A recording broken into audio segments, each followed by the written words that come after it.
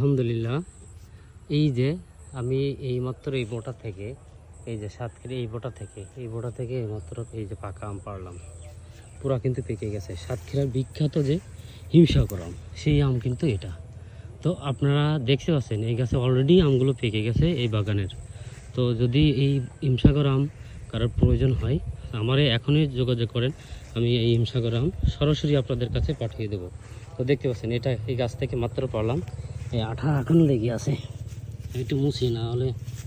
দেখেন এই আছে সাতক্ষীরার বিখ্যাত হিমসাগর আম। আজ 18 তারিখ, এই বাগানে আমাদের এই বাগানটায় আসলাম।